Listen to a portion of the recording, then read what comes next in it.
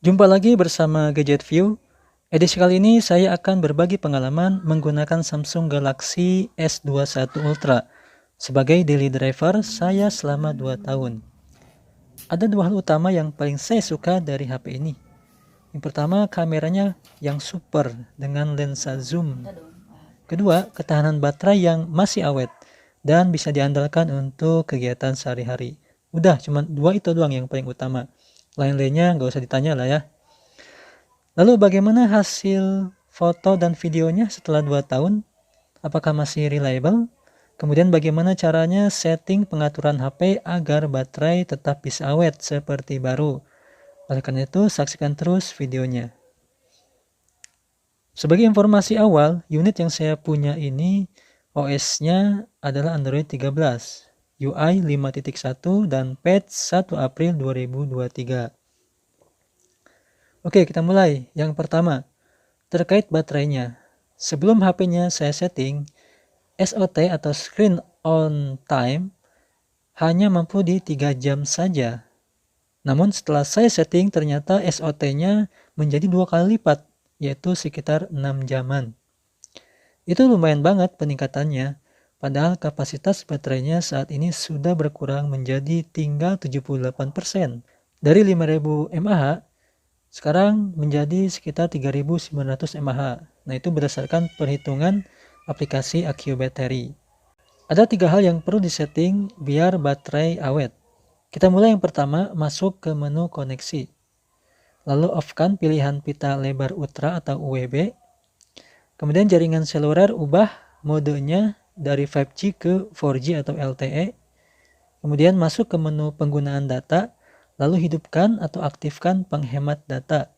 Kemudian klik izinkan gunakan data saat penghemat data aktif. Kemudian di pojok kanan atas ada pilihan klik sampai muncul pilihan tampilkan aplikasi sistem. Kemudian off-kan atau nonaktifkan seluruh aplikasi yang masih berwarna biru atau aktif. Selanjutnya masih di menu koneksi. Klik pengaturan koneksi lainnya, lalu matikan pemindaian perangkat terdekat. Oh ya, selama mode penghemat data diaktifkan, maka teman-teman tidak bisa mengaktifkan hotspot. Maka off-kan dulu penghemat datanya kalau hotspotnya mau digunakan, lalu penghemat datanya aktifkan kembali apabila hotspot sudah selesai. Kedua, terkait dengan pengaturan layar. Masuk ke menu tampilan, ubah layar HP dari mode terang menjadi gelap. Kemudian pilih kemulusan gerakan, ubah pilihan adaptif, yaitu refresh rate 120 Hz menjadi standar, yaitu refresh rate 60 Hz. Karena memang tidak terlalu jauh perbedaannya, bahkan sulit untuk dibedakan kadang-kadang ya. Berikutnya gunakan resolusi layar di Full HD+, kemudian off-kan panel edge, kemudian klik peningkatan visibilitas paling bawah, lalu aktifkan extra dupe. Nah, kalau teman-teman mau lebih awet lagi baterai HP-nya, teman-teman bisa nonaktifkan always on display-nya. Tapi kalau AOD-nya atau always on display-nya pengen tetap aktif juga nggak apa-apa karena settingan sebelumnya sudah sangat membantu dalam penghematan baterai. Kemudian yang ketiga terkait dengan settingan baterai. Masuk ke menu perawatan perangkat dan baterai, lalu pilih baterai. Nah, di sini teman-teman nggak perlu mengaktifkan mode hemat daya, tapi cukup klik di bawahnya menu batas penggunaan latar belakang. Lalu centang nonaktifkan APL yang tidak dipakai sampai berwarna biru. Lalu klik di bawahnya aplikasi nonaktif. Lalu klik satu-satu semua daftar aplikasi yang muncul dan ubah di bagian data seluler untuk meng-off-kan izinkan penggunaan data latar belakang dan ubah menjadi terbatas di pilihan baterainya. Nah, kalau teman-teman sudah melakukan semua settingan di atas, percayalah keajaiban pasti akan terjadi pada keawetan baterai di HP Samsung Galaxy S21 Ultra-nya. Yang kedua, kita sekarang akan membicarakan tentang kamera S21 Ultra. Foto defaultnya menghasilkan gambar 12 megapiksel jika difoto dengan ukuran 3/4. Jika diubah ke 9/16 dan 1/1, maka kualitasnya turun jadi 9 megapiksel. Dan jika diubah ke layar full, turun lagi hasilnya menjadi 7 megapiksel. Dan semuanya bisa ambil foto ultrawide dan di zoom sampai 10 optikal bahkan 100 digital zoom. Sementara foto 108 megapikselnya hanya berukuran 3/4, tidak bisa ultra wide tapi bisa di zoom sampai 6 kali optikal. Adapun untuk foto portrait tidak bisa di ultra wide tapi bisa di zoom 3 kali saja. Resolusi fotonya sama kayak kamera default, yaitu 12 megapiksel, 9 megapiksel, dan 7 megapiksel sesuai ukuran layar kamera. Lalu gimana kualitas videonya? Untuk resolusi video lengkap ya, HD 30 fps saja, Full HD dan 4K yang support di 30 dan 60 fps, serta 8K di 24 fps. Semuanya bisa diaktifkan stabilisasinya dan bisa ultrawide juga. Bahkan untuk zoomnya bisa 10 kali optikal dan 20 digital. Kecuali yang 8K ya, cuma mentok di 6 kali optical zoom dan tidak ada ultrawide-nya. Adapun untuk ultra steady hanya bisa di format Full HD Auto, Full HD 30 fps dan 60 fps. Lalu bagaimana dengan video portrait atau video bokeh? Ternyata hanya bisa di resolusi Full HD 30 fps dan bisa di zoom 3 kali saja. Sekarang kita beralih ke kamera depan atau foto depan. Itu default 10 megapiksel. Wide-nya 7 megapiksel yaitu 3/4.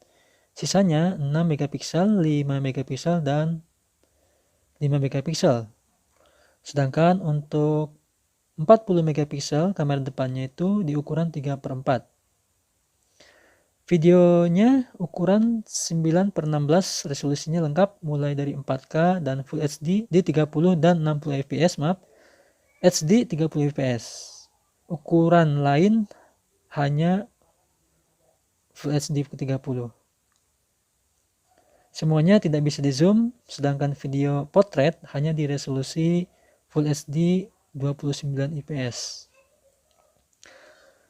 Itu saja terkait dengan baterai dan kamera.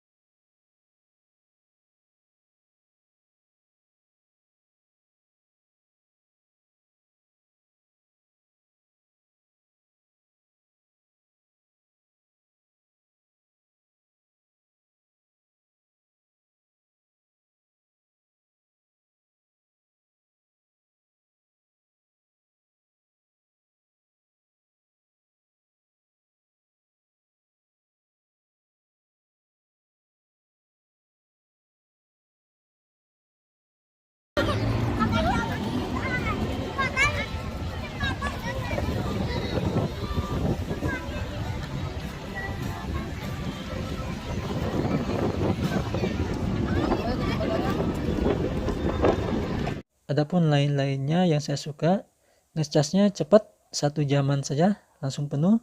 Kemudian ada audio Dolby Atmos, sound dan high-res audio. Kemudian buat ngedit-ngedit video pakai KineMaster juga lancar jaya. Ngegame oke, transfer file praktis pakai Quick Share. Bisa S Pen juga meskipun fiturnya tidak selengkap di series Note. Layarnya mantap abis, pokoknya hampir perfect untuk fitur yang ada di Samsung S21 Ultra. Paling minusnya tidak ada jack audio sama SD card slot. Memang fitur tersebut sudah tidak ada di HP-HP flagship zaman sekarang.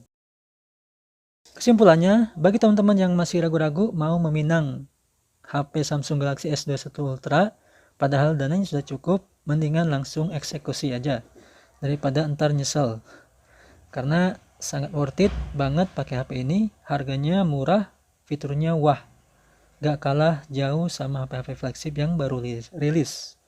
Daripada beli HP Samsung baru di kelas mid-range, yang mendingan ini.